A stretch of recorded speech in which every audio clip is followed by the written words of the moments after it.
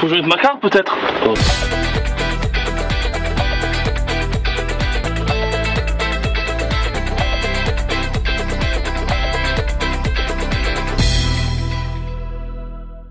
Donc bienvenue dans le nouveau FH. Hein. J'en profite pour vous montrer le coffre. D'accord. Enfin, le coffre, le petit tiroir, bien utile pour mettre les papiers de transport, CMR, etc. Bandeau de livraison, hein, avec le petit coin là où on peut mettre les crayons ou autre chose. Donc ça c'est bien utile. Utile du poste de conduite à accéder, donc c'est bien pratique. D'accord. Voilà, pour régler le siège, ben, je vois que le contact est mis. Vous avez les commandes sur votre gauche, c'est un siège électrique sur celui-ci. D'accord. Voilà. Et alors ça c'est l'assise, c'est le bouton d'après. Voilà. D'accord, ok. Et puis un peu plus derrière le dossier, voilà. Le volant. Et bien la petite pédale à gauche. Voilà. D'accord, ok. Qu'est-ce qui a changé par rapport aux anciens? La manière qui se déplie en deux. Voilà, tout à fait. Hein. En fait, on a l'orientation, on a la profondeur avant-arrière. Donc voilà. Donc si ben, vous êtes bien installé, on va le démarrer. Ouais.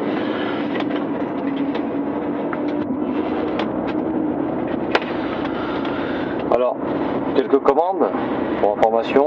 Hein. Donc là, je retire, voilà. Hop, je pars de zéro.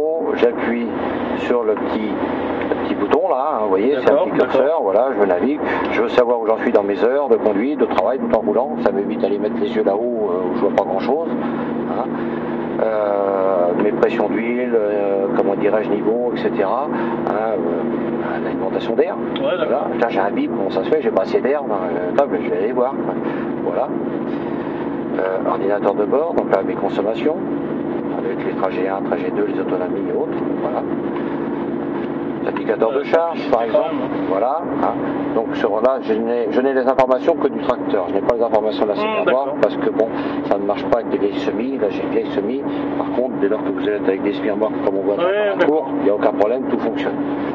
Il faut quand même que les vieilles générations qui ne peuvent plus s'accorder. Voilà, avec celle-ci. Donc là, vous voyez même qu'on a le compteur de vitesse aussi en chiffres. On a là-bas l'aiguille, mais voilà, on est le calendrier, le 15-4, on est bien, on a les horaires, la température extérieure, etc. Enfin, toutes les informations. Ici, le cruise control, donc régulateur de vitesse. La CC qui, là, ben, va, comment dirais-je, à distance. Voilà, regardez les petits boutons, hop, je rajoute une petite barrette, les distances, c'est moi qui les choisis. Et avec mon régulateur, j'ai mon réglage niveau éco, là en l'occurrence 80 est réglé, et bien je vais être, hop, là je n'appuie pas sur la bonne, voilà, 79,84. Voilà mes tolérances, en fait, sur une étoile, je veux 2 étoiles. Je veux 2 étoiles, je fais comme ça, 3 étoiles, voilà, hein, soit dans un sens ou dans l'autre, voilà. Toujours le petit curseur, hein, avec, là, donc je vais tout tirer, voilà. Parce que sur le circuit, ça va tellement bien marcher. D'accord. Donc en fait, avec votre main à droite et votre main gauche, ben, vous naviguez comme vous voulez, sans devoir quitter les mains du volant. Voilà. Bon, ben, je vous invite à y aller. On va prendre à droite là.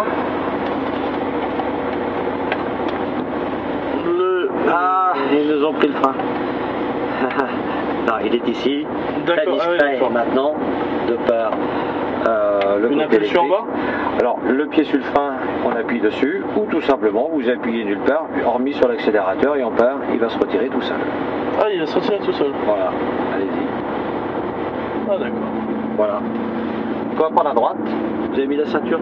Non. Vous allez mettre là parce que ça va bien. Top, allez.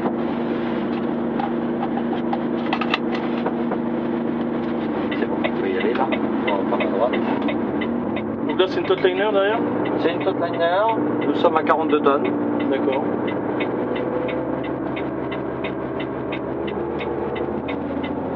J'ai l'habitude de changer les vitesses de temps en temps. Non, non, laissez-le faire. Laissez-le faire. Il va travailler pour nous. Là-bas, on va prendre à droite. On va suivre les petits panneaux Volvo. D'accord.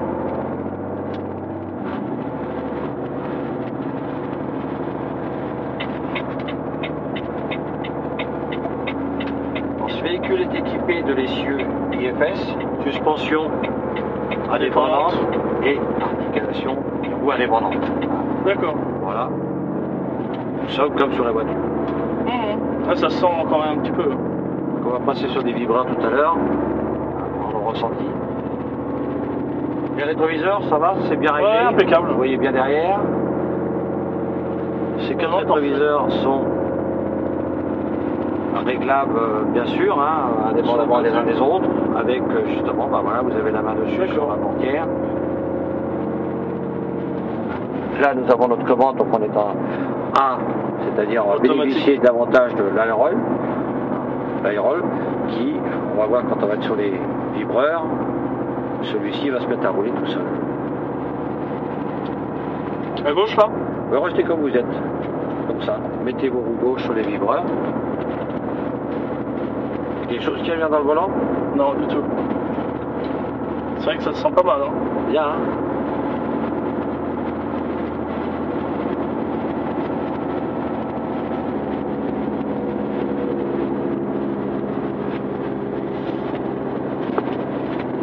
J'ai toujours les panneaux Volvo? Oui, oui, toujours. Là, on va prendre à droite. Alors, qu'est-ce qui... Il n'y a rien qui vous choque dans les rétroviseurs et entre le bon temps et autres? Bah, j'ai trouvé...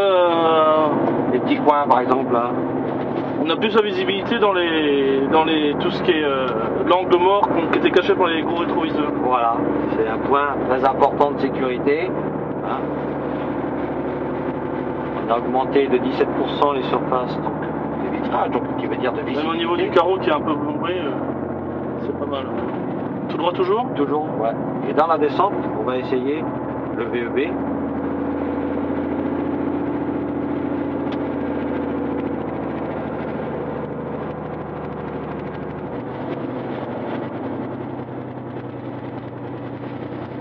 Là, mettez... Ah, il s'écrase vraiment. Hein. 42 tonnes à retenir. Ouais, c'est impressionnant. Satisfaction. Attention. Ouais, c'est que le moteur. Hein. On n'a pas un ralentisseur additionnel, on n'a pas quelqu'un qui nous retient derrière. Hein.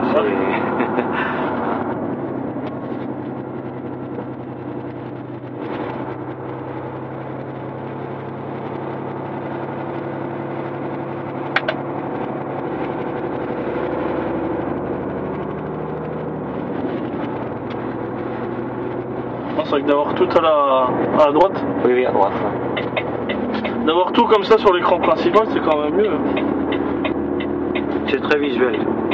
Alors bien sûr, ici, nous avons le Dynafleet, avec ses cartographies, avec tous ses avantages de gestion, etc.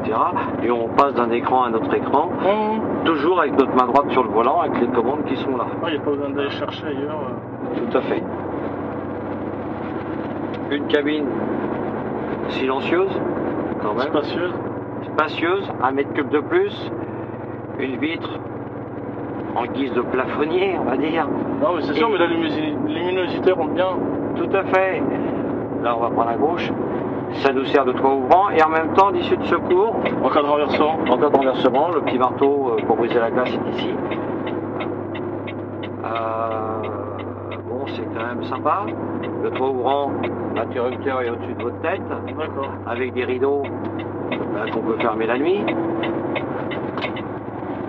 Non, bien agréable. Une cabine, donc j'allais dire spacieuse, enfin on a dit spacieuse, acoustique, thermique.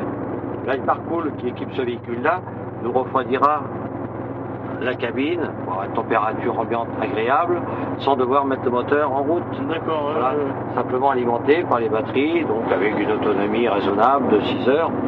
Là, on va prendre à gauche.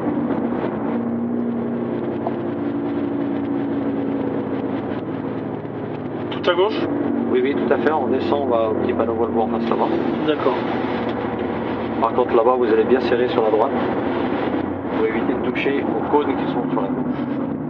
Ah, ça casse vraiment bien la vitesse. Ah oui, oui.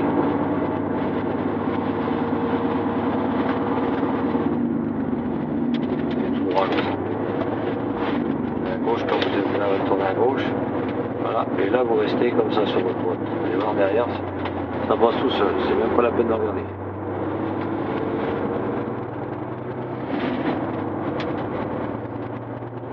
c'est vrai qu'on reste vraiment sur une forme de design qui est vraiment agréable. À droite? Oui, oui, à droite. Ouais. Oui, tout à fait. Un beau design. Regardez ce tableau de bord. Donc les couleurs très sympas. C'est chaud. Et puis ça nous ouvre ici un pare-brise encore plus grand du fait que ce tableau de bord descend, la planche comme ça. C'est vrai. Ces portières qui descendent, pareil, permettent de voir ici un peu dans l'angle. Vraiment bien le coin de cabine, quoi. Tout à fait. On va faire un petit démarrage en côte. D'accord. Sur la piste blanche? Non, non, non, non. Ah, vous mettez au milieu. Montez un petit peu parce qu'il y a un collègue derrière, donc allez-y, allez-y. Un peu plus loin. On va lui laisser aussi le plaisir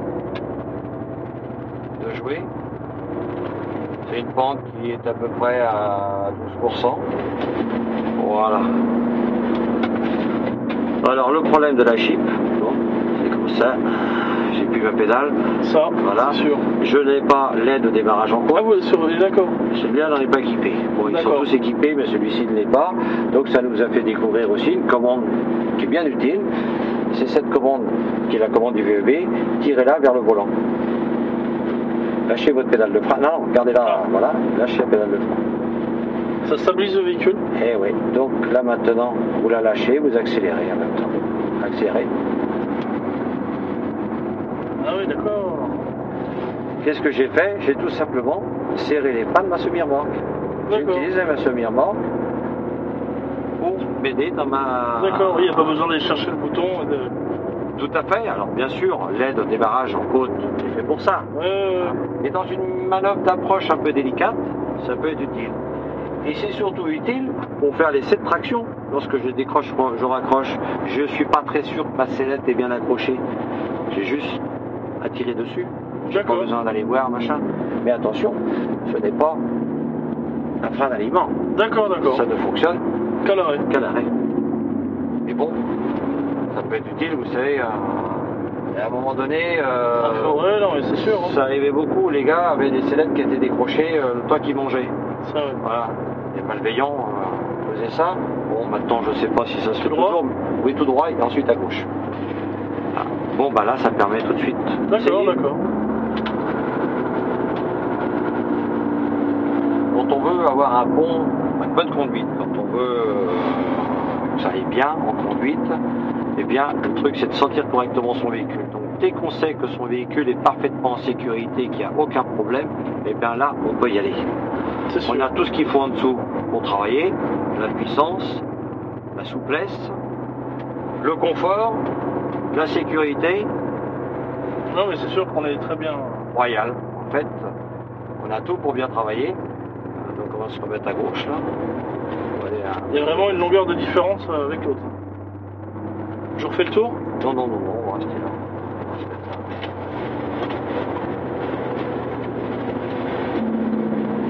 Une couchette très confortable, réglable en hauteur. Regardez, pour le dossier, j'ai envie de lire, je vais regarder, hop, j'ai plus mal au dos, à essayer de mettre un coussin, un oreiller de travers, ou ça me plie mes vertèbres. Ici des commandes, lumière, je veux ouvrir une vitre parce qu'il fait chaud, je veux mettre la radio, etc. J'ai plein de choses ici. Voilà, des coffres qui s'ouvrent très bien, c'est des portes de placard, d'armoire à glissière. C'est pas la trappe qui s'ouvre et puis tout tombe. Là, si ça tombe, bah, je peux retenir, c'est facile. Avec de l'éclairage à l'intérieur, un micro-ondes qui peut. Ah d'accord. Voilà, oui, tout à fait. Bah, c'est un camion, on va dire, grand routier, quoi, en fait. Donc bon, on peut équiper, comme ici, nous avons le frigo. Là, un coffre rangé. Derrière, bien sûr, il faut lever la couchette, mais il y a un petit coffre-fort. D'accord. Voilà, si on a besoin, le gars qui part à l'étranger, tout ça, bon, bah, il veut mettre ses papiers, son argent, hein, voilà, il est tranquille. Accessible par l'extérieur de grands coffres, ça nous les avions pour passer, mais là maintenant deux petits coffres en dessous qui nous permettent de mettre pourquoi pas des gants un peu sales parce qu'on vient de faire le carburant, voilà, qu'on souhaite pas mélanger avec les autres affaires dans le coffre. D'accord. Ici, je mets une assiette, j'ai envie de manger, j'ai pas le temps d'aller manger. C'est sûr que c'est... Voilà, ça fait une petite table. Alors c'est vrai, je dirais bon, bah, c'est un peu gênant. Bah non, mais ça fait une petite table, je peux écrire, c'est mes papiers. Voilà. Ici, je retire ça, je mets mon ordinateur. télévision accrochée. Regardez, le pare-soleil. Ah d'accord. Un rideau d'un bout à l'autre. Alors qu'avant, il y a toujours le soleil entre les deux, vous savez comment c'est. C'est sûr. Voilà. La même chose, si vous, avec votre main gauche, tirez, voilà. D'accord. Voilà. Donc je ne suis plus gêné par le soleil. J'ai observé avec le tableau de bord, je l'ai mis en plein soleil pour voir, parce que c'est souvent un handicap quand on a le soleil qui plonge comme ça, on n'y voit rien. Et ben là, on voit parfaitement. Non, mais vraiment. Une télécommande qui me permet, quand je suis à quai, voilà, je suis obligé de laisser les clés au chef de quai parce que je n'ai pas le droit de bouger pour des raisons de sécurité. Je peux toujours régler ma suspension tout en étant derrière, voir la répartition de charge, etc. Donc en fait, j'ai un groupe hydraulique, j'ai besoin d'un peu plus de régime. Voilà, j'accélère, je diminue, j'arrête mon moteur. La télécommande, je l'ai dans ma poche. Et si je l'oublie, quand je vais partir, il va me le dire, tu as oublié quelque chose. D'accord. Et plein de fonctions. Que vous allez pouvoir voir sur la route. Si vous allez sur la route, faire marcher ces fonctions-là. Si donc l'écart, voilà, les tenues de trajectoire, ici, l'angle mort, témoin lumineux, appel sonore, qui va me dire attention, il y a quelqu'un dans l'angle mort. Ici, il y a une voiture avec le clignotant droite. Voilà. Anti-collision aussi. Et puis bien sûr, si je me promène à droite à gauche sans arrêt avec sa bip, et puis là à un moment donné, je vais avoir un message d'alerte qui va me dire bon, il faut vous arrêter parce que ça va plus quoi. Donc je n'ai plus d'excuses. Voilà, je suis vraiment informé de mon état de somnolence et je dois m'arrêter. D'accord. Alors qu'est-ce que vous en pensez de ce petit camion? Il y a eu de l'évolution. Ah. Et ça, une belle évolution et vraiment très agréable à la conduite. Vous m'avez dit que vous étiez de Bourges. De Bourges et conducteur? Conducteur, oui, en régional. En régional. Activité marchandise céréalière. Céréalière, d'accord. Alors bien sûr, ces petits joujoux, on va dire, c'est un peu ce que... c'est sûr que ça complété d'une formation, il faut que ce soit bien complété d'une formation pour que vous accompagniez vos conducteurs à la bonne utilisation, à l'optimisation de tous les outils, de tous les moyens qui vous sont donnés pour optimiser votre conduite et surtout que cette conduite soit tranquille parce que vous avez le stress, le chargement, le déchargement, vous êtes tombé sur quelqu'un désagréable, ça s'est pas bien passé, qui n'était pas très content, voilà, bon, vous remontez dans la cabine avec un stress fort. Dès lors que vous allez tomber dans un environnement qui là est sympa, confort de conduite, bonne assise, bonne position de conduite, vous allez repartir, la pression va vite descendre. Voilà. Non, mais très bien. Le gros avantage, c'est qu'on a tout à portée de main. Quoi. Tout à fait. Plus besoin d'aller chercher. Comme une voiture, mais poids lourd. C'est sûr. Puis avec le design en plus, quoi. Ouais. C'est vrai qu'il y a eu une grosse évolution. On va dire qu'il a une belle gueule. Belle gueule, oui. Voilà. Ok, je vous remercie. Je vous invite à aller voir mon ami la journaliste. D'accord. Voilà. Tac. C'est vrai que c'est pas mal. Ouais, tout à fait. N'oubliez pas vos affaires. Bon, je vous remercie. Bonne journée. Merci, à bientôt, bon courage. Merci, au revoir.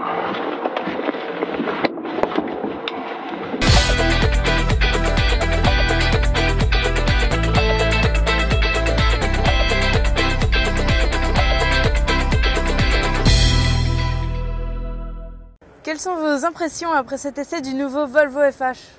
Vraiment content d'avoir essayé ce véhicule aujourd'hui et vraiment une grosse nouveauté en termes de camion par rapport aux anciennes gammes. Comment avez-vous trouvé l'intérieur de la cabine?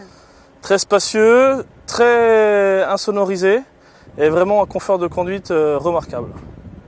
En résumé, quel aspect de ce nouveau Volvo FH vous a particulièrement séduit? C'est surtout une tenue de route et surtout un gros avantage, c'est avec les roues avant qu'on appelle indépendantes, qui vraiment épousent bien le terrain et un confort de cabine remarquable. Très bien, merci beaucoup. Je vous remercie, au revoir. Au revoir.